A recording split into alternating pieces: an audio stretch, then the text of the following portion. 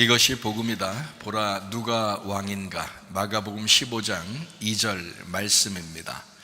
빌라도가 묻되 네가 유대인의 왕이냐. 예수께서 대답하여 이르시되 네 말이 옳도다 하시매. 복음을 설명하겠습니다. 이사야 53장 5절 말씀입니다. 주님이 찔리신 것은 우리의 허물 때문이요 주님이 상하신 것은 우리의 죄악 때문이라. 주님이 징계를 받음으로 우리가 평화를 누리게 되었고 주님이 채찍에 맞음으로 우리가 나음을 얻게 되었습니다. 고린도후서 6장 2절 말씀입니다. 보라 지금이라. 은혜 받는 것도 구원 받는 것도 지금입니다. 예수님은 성령으로 잉태하셨습니다. 성령으로 잉태했다는 것이 참 중요한 말인데요, 그거를 그냥 지나치는 말로 생각하면 안 됩니다. 성령으로 잉태하신 분은 예수님밖에 없습니다. 성령으로 잉태했습니다. 우리를 구원하기 위해서 이 땅에 오셨는데 6월절 어린 양으로 오셨죠. 그분이 침례 받으실 때에 우리의 모든 죄가 예수님에게 넘어갔습니다. 그리고 이제 광야에서 세 가지 시험을 이기시고 3년 반 동안 아버지의 일을 충실히 하시다가 십자가 못 박혀 돌아가시면서 죽음까지도, 죄 때문에 죽음이 온 거거든요. 그러니까 그 죽음까지도 끝내셨다는 거죠.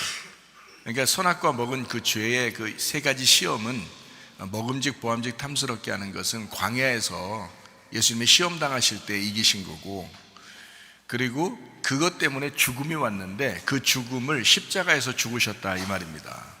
그렇죠? 순서적으로 그렇단 말이에요. 그래서 예수님이 십자가 못 박혀 돌아가시면서 죽음까지도 모든 것을 끝냈다. 그래서 다 이루었다 이제 이렇게 말씀하신 겁니다. 예수님은 이름이 구원자가 되시고 치료자가 되시고 회복자가 되십니다. 이름 자체가 임마누엘이시라 해서 우리와 함께 하신다. 성령으로 함께 한다는 얘기예요. 그게요. 그리고 이제 예수 그리스도를 우리가 마음에 믿고 입으로 고백하면 우리가 이제 구원을 받게 된다 이러죠. 그래서 그걸 거듭난다라고 그러거든요. 거듭난다라는 것은 이 땅에 태어난 우리가 하늘에서 다시 태어나야 된다는 말입니다. 그러니까 하늘에 다시 태어났다는 말은 우리가 지금 하늘 올라갔다는 의미가 아니라 말씀으로 다시 태어났다, 구원받았다 이렇게 말씀하는 거거든요.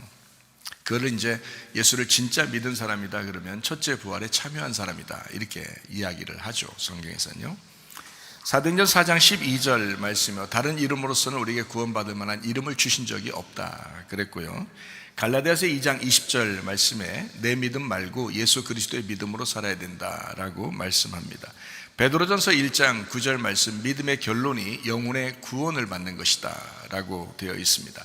누가복음 12장 20절 말씀에 보면 어리석은 사람은 영혼의 구원이 무엇인지를 잘 모른다 이렇게.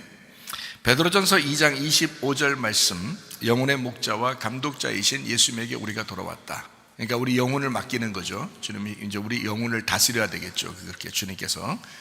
그러니까 이제 선한 청지기가 되는 거죠. 베드로전서 4장 10절 말씀이요.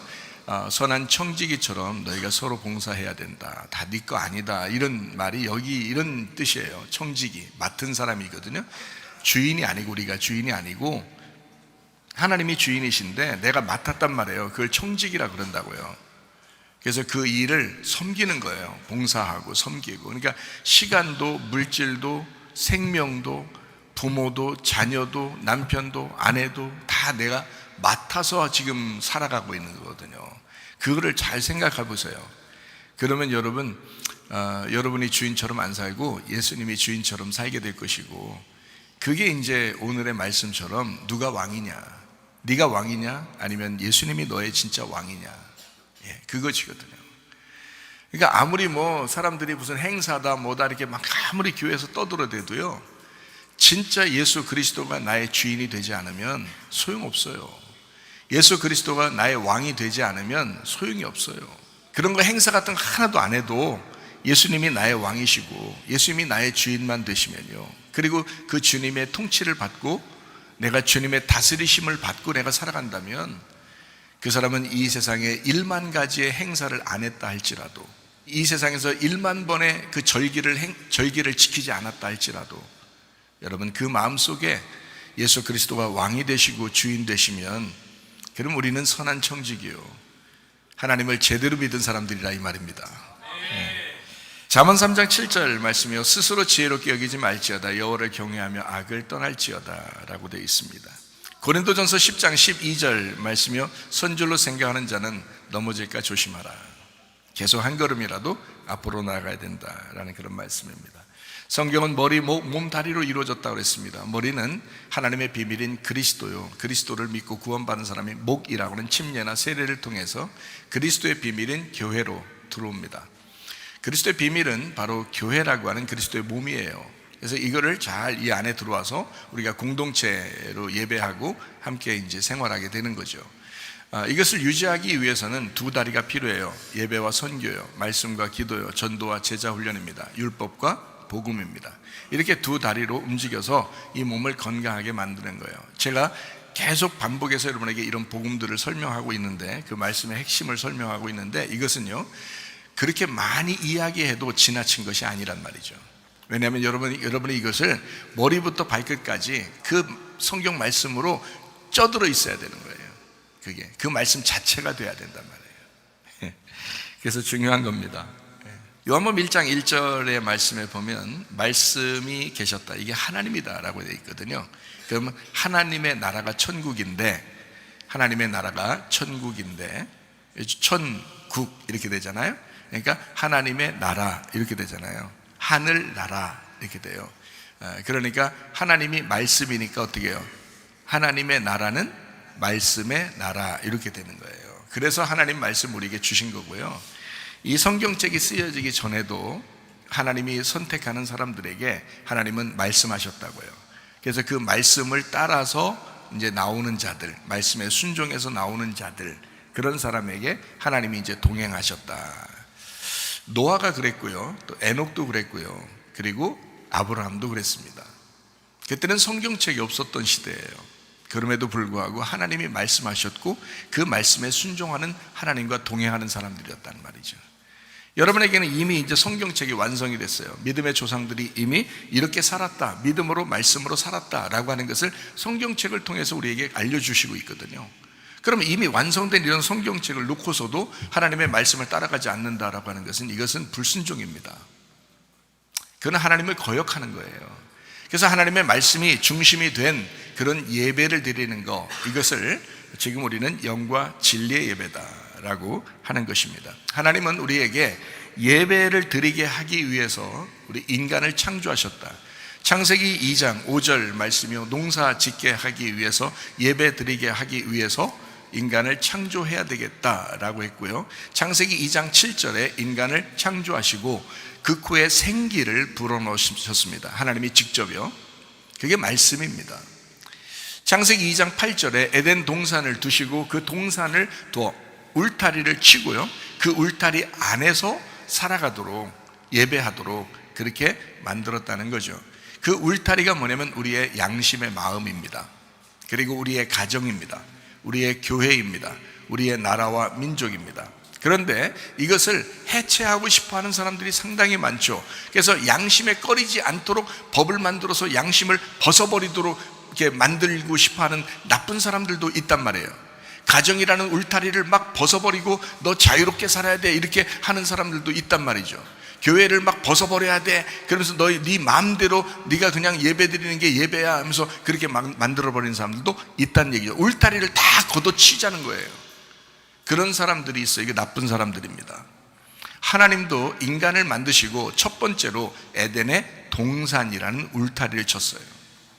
그래서 사람이 마음의 양심에 꺼리지 않도록 하기 위해서 자기 양심에 바르게 살아가려고 하는 것은 인간의 본심이란 말이에요. 하나님이 우리에게 허락한 양심, 하나님의 본심이라는 거죠. 그거를 막 걷어버리려고 법으로 막 만들어버리는 거예요. 지금 이 세상이 막 가정 해체하려고, 교회를 해체하려고, 양심의 마음을 막 해체해버리려고 그러고, 네 마음대로 살아야 돼 하면서 그렇게 하는 사람들이 있죠. 나쁜 사람들입니다. 그러면 안 됩니다. 우리는요, 예수 그리스도 안에서 아니야, 이런 무질서를 벗어버리고 우리가 질서로 돌아와야 돼. 질서로. 그래서 질서라고 하는 게 코스모스, 그게 세상이라는 단어예요. 코스모스, 하나님이 만든 세상. 그래서 하나님이 만든 세상으로 돌아와야 돼. 코스모스로 돌아와야 돼. 질서 있게 행동해야 돼. 에덴 동산으로 돌아와야 돼. 에덴 동산을 회복해야 돼. 그 울타리를 치고 살아야 돼. 그래서 가정을 회복하게 하고 교회를 회복하게 하고 어떻게든지 우리의 마음의 양심을 회복하게 하는 거, 이게 지금 이 말씀을 증거하는 게 복음입니다. 하나님이 여러분에게 말씀하고 싶어 하는 건 울타리를 치고 싶어 하는 거예요. 울타리라는 가정을, 울타리라는 교회를, 울타리라는 너의 양심을 벗어나지 않게 해라. 이게 하나님께서 우리에게 주시고 싶어 하는 말씀이죠. 그게 진리입니다. 이 세상은 그 진리를 자꾸 거스르려고 하지만 하나님은 이런 진리를 다시 세우려고 합니다. 그게 에덴 동산 회복이에요. 그 에덴 동산 회복이 성경 마지막에는 새 예루살렘으로 건축되어진다. 그게 교회요 그리스도의 신부다라고 얘기하는 것입니다. 자, 여러분과 제가 어떤 말씀으로 살아야 되는가라는 것을 우리가 잘 알겠죠. 마태복음 13장의 말씀에 보면 너희 이제 마음밭이 길가밭이 있다. 그리고 돌짝밭이 있다. 그리고 가시밭이 있다. 이거 제거해야 된다. 뭐가 들어와서? 씨가 들어와서, 하나님 말씀이 들어와서 너의 길가밭을, 돌짝밭을, 그리고 가시밭을 제거할 것이다. 그러면 좋은 밭에서 30배, 60배, 100배의 결실을 맺게 될 거다. 이제 이런 말씀을 하고 있습니다. 마음의 문제인 거죠. 요한복음 4장에 23절, 24절에 말씀해 보니까 예배하는 자를 하나님은 찾으신다라고 되어 있고 영과 진리로 예배해야 된다라고 말씀하고 있습니다. 디모데전서 4장 5절 말씀과 기도로 네가 거룩해진다라고 했습니다. 말씀이 없으면요 거룩하지 못합니다. 여러분, 그 말씀을 붙들고 기도하지 않으면 거룩한 것이 아닙니다. 거룩이라고 하는 것은 정결하다, 깨끗하다, 구분됐다, 구별됐다는 말이거든요. 여러분과 제가 이 세상에서 구별돼서 지금 구분해서 예배를 참석하고 예배 드리고 있는 중이거든요. 어떻게 해서요? 말씀과 기도로요. 이 자체가 말씀과 기도라는 거예요. 세상과의 구별이라고요. 그래서 그게 거룩이라고요. 그거를 거룩이라고 한다고요. 그래서 성도를 거룩한 백성이다라고 얘기하는 겁니다. 거룩한 하나님의 백성이다. 그래서 우리는 세상과 똑같이 사는 사람들이 아니라 세상과 구별된 사람이에요. 세상과 구분된 사람이고 정결하다, 그거를 깨끗하다 이렇게 말씀하는 겁니다. 그 거룩한 영이다 해서 성령 이렇게 말하는 거고요. 그 거룩하다라고 하는 게 깨끗하다, 정결하다 이런 말씀입니다. 그런 영이 우리에게 들어오면 그런 예배를 드리고 싶어 하고요. 그렇게 구별되게 살아가고 싶을 거란 말이죠. 그걸 예배라 그러는 거예요. 그러니까 말씀과 기도로 거룩해진다. 말씀을 먼저 듣습니다. 그러면 믿음이 생겨요. 믿음이 생기면 예배로 우리를 인도합니다. 예배로 인도하면 하나님의 말씀을 알게 해요. 하나님 말씀을 알게 하면요 서로 사랑하게 만듭니다. 그럼 이제 공동체 생활을 하게 되죠. 가정의 공동체를 회복하죠. 교회의 공동체를 회복합니다. 나라와 민족의 공동체를 회복하는 거죠. 우리 마음의 양심을 회복하는 겁니다. 그게 이제 하나님을 알아가면 알아갈수록, 하나님을 알면 알수록, 말씀을 들으면 들을수록, 예배를 드리면 드릴수록 행해지는 사랑이란 말이에요. 그게 사랑이에요. 사랑이 없는 사람은요 공동체 생활을 못합니다. 가정에서도 공동체가 아니라 자기 중심으로 살죠. 교회 와도 공동체 생활 하려고 하는 게 아니라 자기 중심으로 살려고 그러죠. 그건 사랑이 아니잖아요. 그거는 공동체 정신을 빼버린 사랑이 아니라고요. 이건 사랑이 아니라고요. 이게 공동체 정신을 빼버린 사람이라고요. 자기 중심이란 말입니다. 예수 그리스도는 자기 중심이 아니었습니다. 예수 그리스도는 우리를 구원하기 위해서 우리를 섬기시던 분이셨습니다. 죽기까지 섬기시고 가신 분이 예수님이셔요. 그래서 우리는 그 주님을 따라가는 거 아닙니까? 그럼 그 주님을 따라가는 사람들 어떻게 해야 돼요? 우리도 죽기까지 봉사하는 거예요. 가정에서 봉사하고요, 교회에서 봉사하고요, 다른 사람을 위해서 봉사하는 겁니다. 그래서 성경에서는 계명이 두 가지가 있는데 큰 계명이 하나님 사랑, 이웃 사랑이다. 이웃 사랑은 어디서 일어나는 거예요? 땅에서 일어나는 거예요. 땅의 것입니다. 그러니까 땅의 것이, 이웃사랑이 사랑의 율법의, 온 율법의 완성이다라고 말씀하는 거죠. 왜? 하늘의 뜻은 땅에서 이루어져야 되니까. 예수 그리스도가 하늘에만 계셨으면 우리는 한 명도 구원받을 사람이 없어요. 그러나 예수 그리스도가 이 땅에 내려오셨습니다. 그리고 이 땅에서 죽음으로 자기의 사랑을 완성했어요. 그러니까 우리가 그 주님을 따라가는 거잖아요. 땅에서 완성이 됐으니까. 그러니까 하늘의 뜻은 이 땅에서 완성이 되어야 합니다. 여러분 어디서 그것을 이루실 거예요? 교회에서요. 여러분의 그 하나님의 그 뜻을, 하나님의 사랑을 어디서 이루실 거예요? 가정에서요. 여러분의 그 사랑을 어디서 이루어져야 돼요? 먼저 여러분 마음 안에 양심에서 일어나요. 그러니까 양심과 그 마음과 가정과 그 교회 안에서의 회복은 절대적입니다. 하나님은 그 코스모스, 그 세상을 만들고 싶어 하는 거예요. 그게 성경이잖아요. 그게 교회에서 이루어져야 된단 말입니다. 교회에서 말씀을 통해서 여러분 마음 가운데 이루어져야 돼요. 여러분 가정에 또 우리 교회에 이루어져야 돼요. 그런 사람들이 살아가면, 그런 사람들, 그런 교회가 살아가게 되면 나라와 민족은 여전히 사랑하게 되죠. 하나가 되죠. 당연한 거죠. 자연스럽게 이루어지는 것입니다. 하나님의 말씀 때문에 이루어지는 겁니다. 요한복음 8장 32절 말씀이요, 진리를 알지니 진리가 너희를 자유롭게 하리라 라고 되어 있습니다. 자, 마가복음 15장 2절 말씀입니다. 빌라도가 묻되 네가 유대인의 왕이냐? 예수께서 대답하여 이르시되 네 말이 옳도다 이렇게 말씀합니다. 자, 여러분의 왕은 누구십니까? 누가 우리의 왕이 되셔야 합니까? 빌라도가 묻습니다. 네가 유대인의 왕이냐? 아니, 빌라도가 말을 바꿔서 네가 그러면 나의 왕이냐? 이렇게 물어볼 수도 있잖아요. 근데 빌라도라는 총독이 있고요, 예수님이 유대인의 왕이에요. 이 지금 대치 상태란 말이죠, 그죠? 만약에 예수님이 아니야 나 왕 아니야 이러면은 대치 상태가 안 되는데, 나 왕이야 그러면 대치 상태, 왕이 둘이 되니까요. 왕이 둘이 되니까 대치 상태가 이루어지잖아요. 예수님이 네 말이 옳도다, 내가 왕이다. 자, 여러분 생각해 보세요. 빌라도가 예수님을 죽게 넘겨줬습니다. 그렇죠? 누굴 죽인 겁니까? 왕을 죽인 거예요. 빌라도가 왕을 죽게 했다. 근데 사람들이 죽게 넘겨달라고 그래서 빌라도가 진짜 뭐 큰 죄진 것도 아니고 뭐 그냥 말로 좀 다 그렇게 한 건데 이걸 넘겨줘야 되나? 근데 빌라도가 사람들을 두려워함으로 넘겨주었다라고 성경은 기록하고 있습니다. 두려워하면 실패하거든요, 여러분. 아무것도 염려하지 말라. 오직 모든 일에 기도와 간구로 너희 구할 것을 감사함으로 하나님 앞에 하리라. 그러면 모든 지각에 뛰어난 하나님의 평강이 그리스도 예수 안에서 너희 마음과 생각을 지켜줄 것이다. 그리스도의 평안이 있으면요, 실패 잘 안 합니다. 두려워하니까, 그러니까 실패하는 거거든요, 여러분. 마음의 평강이 있으시기를 바랍니다. 빌라도가 넘겨줌으로써 왕이 죽었습니다. 왕을 죽였도다. 죄가 없는 줄 알면서도 십자가에 못 박히도록 내어주었습니다. 빌라도의 마음, 빌라도가 이 세상 그 예수님 이후의 역사, 빌라도의 그 살던 시대부터 지금까지 빌라도는 욕으로도 먹고 있습니다. 예수를 죽음에 넘겨줬다. 가장 치욕스러운 역사. 그날 만약에 빌라도가 조금만 기다렸다면, 조금만 더 생각했다면, 그러면 아마 인류 역사상 이렇게 치욕스러운, 이렇게 욕을 먹는 사람은 아닐 것입니다.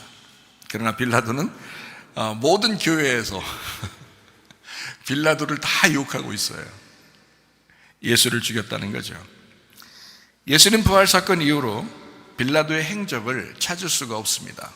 어떤 떠도는 이야기에 의하면 그의 죄책감, 그리고 부활의 주님을 목격하고 그리스도인이 돼서 총독의 자리를 내려놓고 제자들과 함께 있었다는 이야기도 있습니다.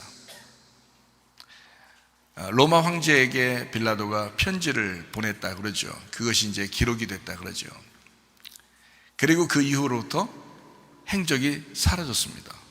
빌라도가 무엇을 어디서 어떻게 했는지 없어요. 그런가 하면 그 시간에, 예수님을 이제 죽음에 넘겨주는 그 시간에 바라바라는 사람이 있었거든요. 바라바. 이 바라바라는 사람은 마가복음 15장 7절에 밀란을 꾸미고 그 밀란 중에 살인하고 체포된 자 중에 바라바라 하는 자가 있는지라 라고 되어 있거든요. 마가복음 15장 15절 말씀 보니까 빌라도가 무리에게 만족을 주고자 하여 바라바는 놓아주고 예수는 채찍질하고 십자가에 못 박히게 넘겨주니라.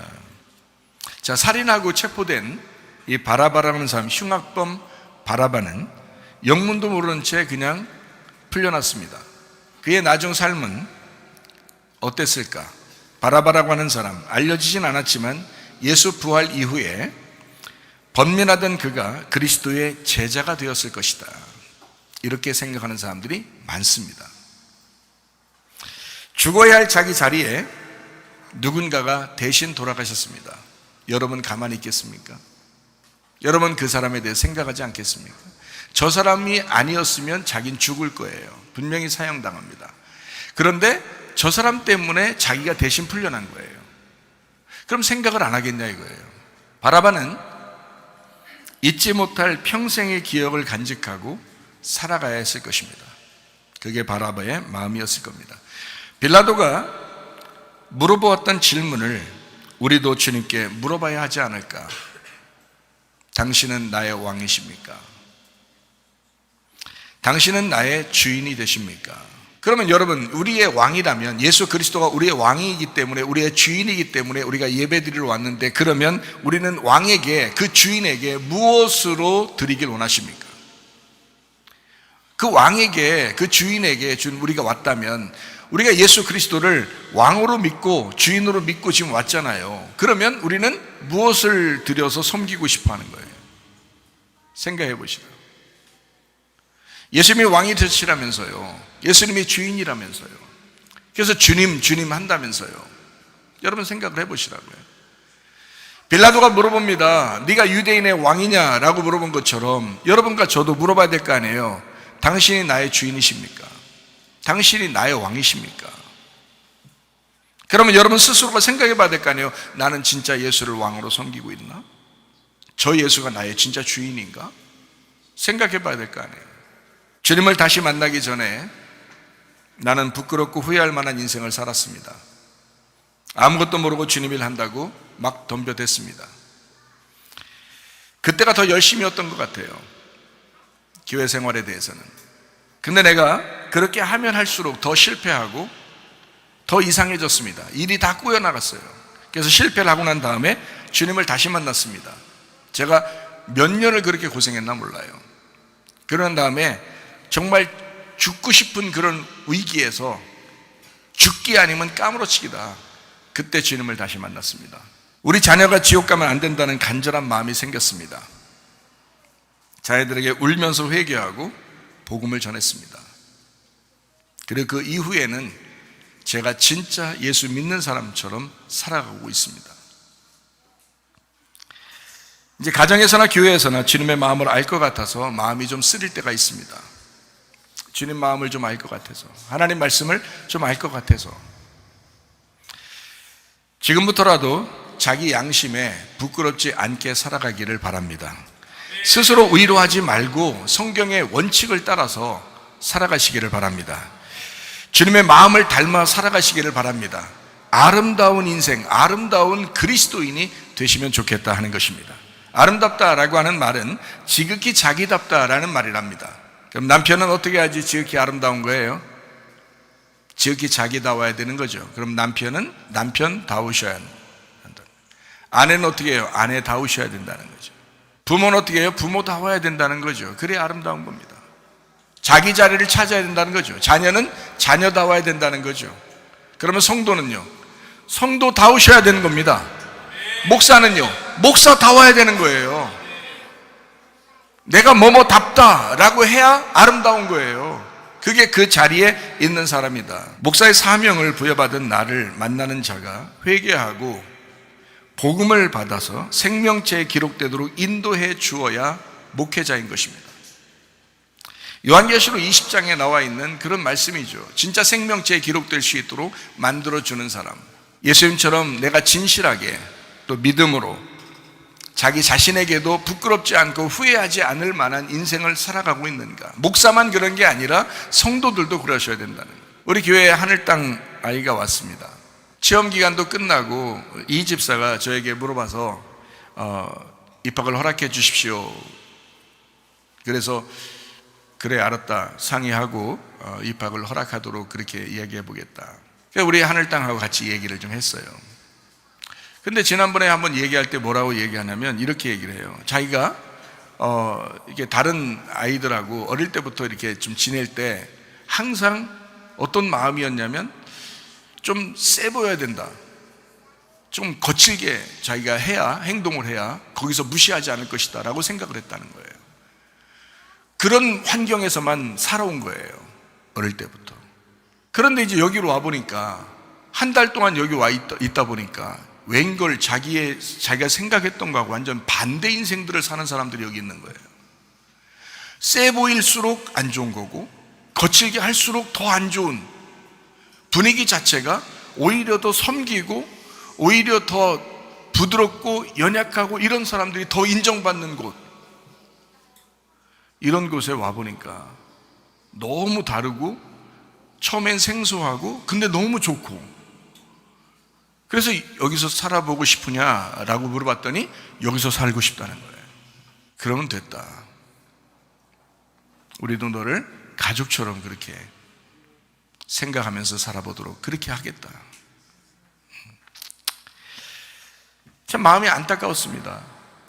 그렇지만 우리 아이에게 비춰진 우리 학생들의 모습, 또 선생님들의 모습, 또 저의 모습, 이런 것들이 분명히 있을 거란 말이에요. 제가 어제도 물어봤습니다. 야, 우리가 너한테 잘 해주고 그러는 것이 억지로 너에게 보여주기 위해서, 외식적으로 그냥 겉으로 이렇게 보여지기 위해서 하는 것 같으냐, 아니면 진짜로 그런 모습인 것 같으냐 라고 물어봤습니다.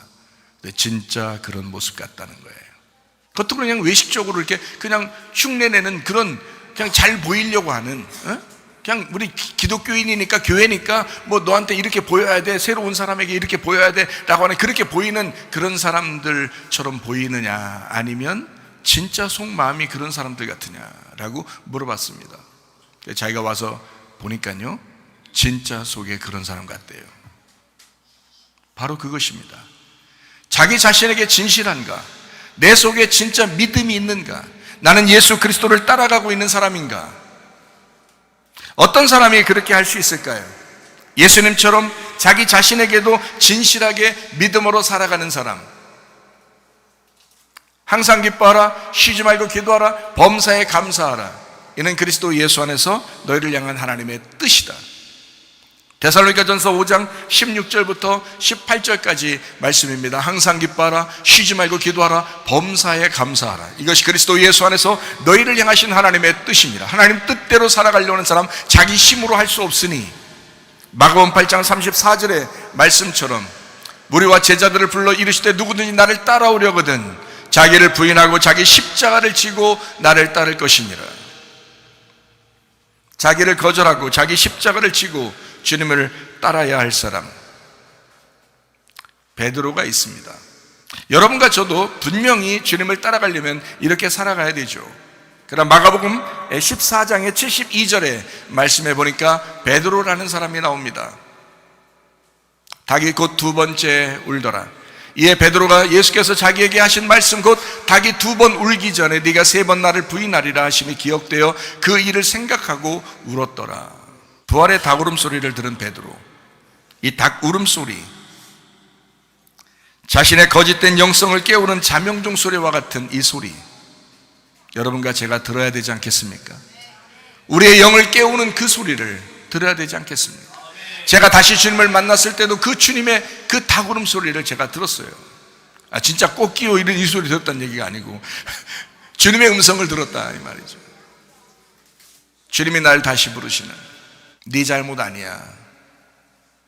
그렇다고 내가 막 방종해서 내 잘못 아니야 이러면서 막 사는 그런 말이 아니라, 네 잘못 아니야. 네가 하나님을 몰라서 그랬던 거야. 내가 얼마나 통곡했는지 모릅니다. 내가 하나님을 모르다니, 내가 진짜 하나님을 몰랐구나. 그래서 제가 하나님을 다시 만나고 난 다음에는요, 여러분에게 하나님 말씀을 깨닫게 해주려고 얼마나 애쓰는지 모릅니다. 막 애쓴다 이런 의미가 아니라, 하나님 말씀을 안 것을 어떻게 전달할 수 있을까? 어떻게 하면 이 사람들에게 쉽게 설명할 수 있을까? 그런 고민을 좀 합니다. 설교에 대한 준비 이런 건 뭐 크게 어려운 게 아닌데, 또 설교하는 것도 즐겁고 아주 좋은데 어떻게 하면 좀 쉽고 편안하게 좀 짧게 할 수 있을까?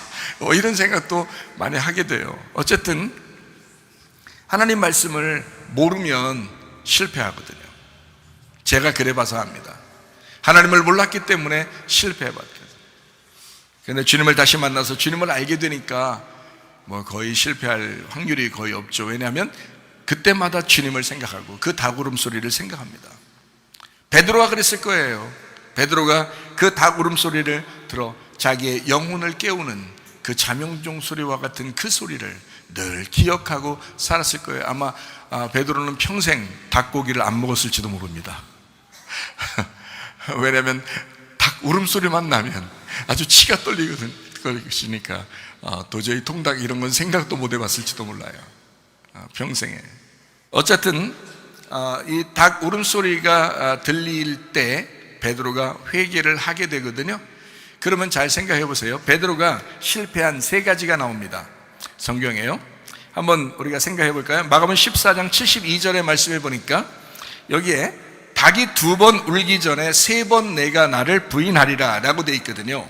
그럼 이게 뭐냐면요, 자, 2번 울었는데 3번을 부인하리라 라고 된 거예요. 자, 닭 울음소리는 2번인데 3번을 부인하니까 뭐가 더 빠른 거예요? 예, 부인하는 게 더 빠른 거예요. 그러니까 한마디로 말하면 닭 울음소리보다 앞서 나가 있는 거죠. 여러분이 닭 울음소리가 들리면 그때부터 생활하면 되는데, 닭 울음소리가 들리면 그때부터 기도하면 되는데, 닭 울음소리가 들리면 그때부터 우리가 어떻게 할지 계획하면 되는데, 닭 울음소리가 들리기 전에 먼저 부인해버렸다는 거죠. 닭 울음소리가 들리기 전에 먼저 부인해버렸다. 말씀보다 앞서 나갔다는 얘기입니다. 말씀보다 너무 앞서 나갔다. 그러면 실패합니다. 사람들이 실수하는 것은 주님보다 앞서 나가기 때문에 실수하는 겁니다. 우리가 주님보다 뒤에 가거나 또는 주님과 동행하고 있다면 아마 실수할 확률이 적죠. 그러나 주님보다 앞서 나가니까, 말씀보다 앞서 나가니까 실패하는 것입니다. 두 번째 실패가 이런 것입니다. 마가복음 14장 67절, 69절의 말씀입니다. 베드로가 불 쬐고 있는 것을 보고 주목하여 이르되 너도 나사렛 예수와 함께 있었도다 하거늘 여종이 그를 보고 곁에 서 있는 자들에게 다시 이르되 이 사람은 그 도당이다 하되, 그때 베드로가 아니다, 나 그 사람하고 예수님하고 전혀 상관없는 사람이다 라고 부인해 버리거든요. 자, 함께 있어야 할 사람이 누구인지를 알았어야 합니다. 명확하게 구분하지 않았다는 거죠. 누구와 지금 같이 있어야 되는지를 잘 몰랐다는 겁니다. 그러면 실수합니다. 반대하는 사람들과 같이 있었습니다. 사람들의 또 다른 잘못은 뭐냐? 이게 주변의 사람들 때문입니다. 자기는 잘 살려고 했지만, 자기는 양심에 바르게 살려고 했지만, 자기는 교회 중심으로, 말씀 중심으로, 주님 중심으로 살려고 하지만 주변의 환경 때문에, 주변의 사람들 때문에 넘어지는 경우가 많거든요. 베드로가 그랬습니다. 함께 있으면 안 되는 사람이 있거든요. 근데 그 사람하고 같이 있었던 겁니다. 그러면 넘어지는 겁니다. 여러분은 누구와 함께 주로 동행하십니까? 여러분 누구와 함께 살아가고 있습니까? 여러분의 주변에 있는 사람들은 믿음의 사람입니까? 아니면 여러분의 주변의 사람이 믿음이 없는 사람입니까? 조심해서 살아야 합니다. 누구와 함께 있느냐에 따라서 넘어지기도 하고 다시 일어나기도 하기 때문에 그렇습니다. 세 번째로 베드로가 넘어질 수밖에 없었던 하나의 이유가 있다면 마가복음 14장 54절의 말씀입니다. 베드로가 예수를 멀찍이 따라 대제사장의 집들 안까지 들어가서 아랫사람들과 함께 앉아 불을 쬐더라. 주님을 멀찍이 따라갔습니다. 말씀보다 앞서지도 뒤서지도 말아야 하지만 주님에게서 멀리 떨어지면 위험합니다. 하나님의 말씀에게서 멀리 떨어지면 위험합니다. 여러분 솔직히 말해 봅시다. 여러분 성경 얼마나 봅니까? 성경 얼마나 보시고 있습니까? 평상시에 성경을 여러분 곁에 두고 성경을 읽으면서 또 우리 교회에서 나오는 이 설교들을 계속 들으면서 그렇게 살아가고 있습니까? 일주일 동안 보면 얼만큼 여러분은 그 삶을 살아가고 있습니까? 아니면 뭐 드라마 완전히 다 꿰고 있어가지고 1화부터 막 그냥 끝에 최종회까지 그냥 드라마를 쫙 꿰고 있으면서 그거 그냥 어떻게 나올까 짠 하고 끝나면 막 그냥 막 불안해가지고 그 다음 주가 막 기다려지는 그런 식으로 살아갑니까? 월요일날 드라마, 화요일날 드라마, 수요일날 드라마가 점점 다르고 이래서 드라마를 자꾸 끊어나가는 그런 사람입니까? 아니면 주변에 하나님의 말씀을 놓고 살아가는 사람입니까? 그래야 드라마 뭐 볼 수 있죠. 뭐 눈물의 왕자 뭐 이런 사람 이런 거 뭐 드라마 볼 수도 있죠. 그렇지만 하나님의 말씀을 가까이 하셔야 합니다. 예수를 너무 멀리 따라갔던 사람 베드로 실수할 수밖에 없었습니다. 실패하는 원인이 왜 있습니까? 말씀을 멀리 따라갔기 때문입니다. 말씀과 가까이 하지 않았기 때문입니다. 말씀과 옆에서 보조를 맞추어 가는 것을 동행한다라고 하는 거거든요. 그렇게 그 동행을 잘한 사람이 에녹이라는 사람이고요, 노아라는 사람이었습니다. 그는 하나님과 동행하였더라 이렇게 되어 있습니다. 에녹이라는 사람, 그 당대에 구원받은 사람, 노아라는 사람, 그 당대에 구원받은 유일한 사람. 하나님의 놀라운 역사는 하나님과 동행하는 사람들과 함께하는 것입니다. 하나님과 동행하시기를 바랍니다. 말씀을 가까이 하시길 바랍니다. 성경책을 항상 가까이 하시길 바랍니다. 무엇을 하더라도 하나님 말씀 안에서 해야 된다. 그리고 하나님 말씀을 자꾸 들으시길 바랍니다. 성경 말씀을 이렇게 들려주는 것들도 있더라고요. 그럼 성경 말씀을 듣든지 말해요. 아니면 우리 교회에 나오는 그 설교를 듣든지 말해요. 뭔가는 들으셔야 된다는 거예요. 자꾸 듣는 것을 습관화하셔야 된다. 또 말씀을 읽는 것을 자꾸 습관화해야 된다는 거죠. 그러면 넘어지지 않는 거죠. 교회와 말씀과 동행하셔야 합니다. 그러면 넘어지지 않습니다. 주님의 마음을 알면 주님과 동행하게 돼 있고요, 주님과 동행하게 되면 주님의 마음을 또 알게 돼 있습니다. 제가 주님 마음을 알고 제 마음속에 주님에게 어떻게 뭐라도 드리고 싶은 거예요.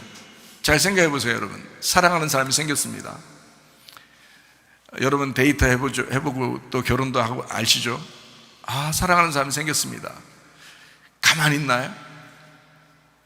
가만히 있지 못하죠. 저쪽에서 선물을 주면 어때요? 더 막 불안합니다. 선물을 주면 기분은 좋은데 더 안타까워지죠. 왜냐하면 나도 선물을 줘야 되는데 라는 마음이 들어와요. 이건 뭐 율법적으로 주고 싶은 게 아니라 내가 사랑하기 때문에 주고 싶은 거잖아요. 주님의 마음을 알고 주님이 다시 만나서 나를 사랑한다는 걸 깨달았으니까, 주님이 나를 그래도 사랑한다고 그렇게 하시니까, 내가 너와 늘 함께 있었다, 같이 있었다, 네가 죄 짓고 있는데도 내가 너와 함께하고 있었다 라고 주님이 나에게 알려주셨을 때 제가 너무 마음이 안타까웠습니다. 우리 주님에게 내가 무엇을 할 수 있을까?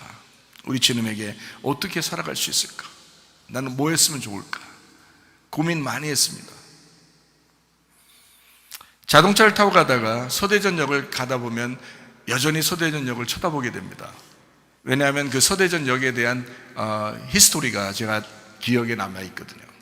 너무도 생생해서 꿈인지 생시인지도 잘 모르겠는 그 꿈을 제가 꾸게 되었습니다. 꿈인지 생시인지도 잘 모르겠어요. 예전에 천사를 몇 차례 만났습니다. 천국 지옥 보았습니다. 한번 하나님의 음성을 들은 적이 있어요. 보라, 지금 은혜 받을 만한 때요. 보라, 구원의 날이로다. 네 손을 찢어야 하리라. 참 놀라운 하나님의 음성을 듣고 제가 그 말씀에 받아서 내가 쓰러져 버렸습니다. 몇 시간을 못 일어났어요. 일어났는데도 흔들거려서 떨려서 걸어갈 수가 없어요. 교회까지 오는 그 거리가 가깝기 때문에, 저쪽에서 이쪽으로 오는 그 교회 거리가 가깝기 때문에 뭐 아무리 길게 잡아도 5분에서 10분이면 가는 그 거리를 막 1시간 이상을 걸려서 걸어왔습니다. 떨려서. 제가 그 하나님의 음성을 들을 때도 엄청나게 울은 적이 기억이 납니다. 근데 비몽사몽간에 이번엔 서대전역에서 예수님이 울고 계셨습니다. 내가 서대전역 마당에 있는 의자에 앉아 있었고 허름한 옷을 입은 한 남자가 서서 울고 있었습니다. 나는 한눈에 그가 누구인지 알아볼 수 있었습니다. 바로 예수님입니다. 옷은 허름하고 키는 아주 크지 않았고 연약해 보였습니다. 제가 보기에는 그렇게 보였습니다. 지나가는 사람들이 보면 영락없는 거지 모습이었습니다. 근데 이사야 53장 2절 말씀에 이렇게 되어 있더군요. 그가 주 앞에서 자라나기를 연한 순 같고 마른 땅에서 나온 뿌리 같아서 고운 모양도 없고 풍채도 없은즉 우리가 보기에 흠모할 만한 아름다운 것이 없도다. 제가 이 말씀을 보고 깜짝 놀랐습니다. 왜냐하면 예수님의 모습이 딱 그 모습이었기 때문입니다. 그분이 거기에서 울고 있었습니다. 저는 그 생각만 해도, 지금도 생각만 해도 그 예수님이 너무 안타까워 보입니다. 나는 급하게 거기 벤치에서 일어나서 예수님 계신 곳으로 갔습니다. 너무 흐느껴 울고 있어서 어찌할 바를 알지 못했습니다. 뭐라고 위로해도 위로가 되지 않을 것 같았습니다. 너무 많이 우니까. 그래도 용기를 내서 예수님의 어깨에 손을 얹었습니다. 묻지 않아도 그의 슬픔은 충분히 내게 전달되어 들어왔습니다. 내 몸이 들썩일 정도로 함께 흐느껴 울게 되었습니다.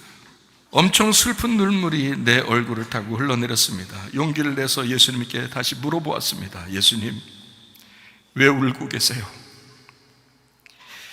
예수님이 내게 말씀하셨습니다. 여기 지나다니는 사람들의 영혼이 너무 불쌍해서 그래. 또 슬픔에 잠겨 흐느끼십니다. 나도 한참을 같이 울었습니다. 내가 주님께 해드릴 수 있는 것이 함께 우는 것 외에 아무것도 없었기 때문입니다. 그 이후로 나는 서대전역을 자주 방문했습니다. 예수 믿으세요라고 하는 그 피켓을 들고 말입니다. 누가 보면 나를 이상하다고 생각했을 것입니다. 그래도 좋습니다. 예수님의 눈물을 조금이라도 닦아드릴 수만 있다면, 예수님의 슬픔을 조금이라도 덜어드릴 수만 있다면, 저는 그렇게 살아갔습니다. 난 이 노래를 참 좋아합니다. 들을 때마다 울게 되는데, 이런 노래입니다. 제가 노래를 잘하는 건 아니지만, 다 부르진 않겠지만 한 소절만 부른다면 이런 노래입니다. 때론 슬픔에 잠겨서 한없이 울었던 그대, 그리고 나, 그대 그리고 나라는 노래입니다. 여러분에겐 별거 아닌 그런 노래일지도 모르지만 나에게는 엄청난 슬픔의 노래입니다.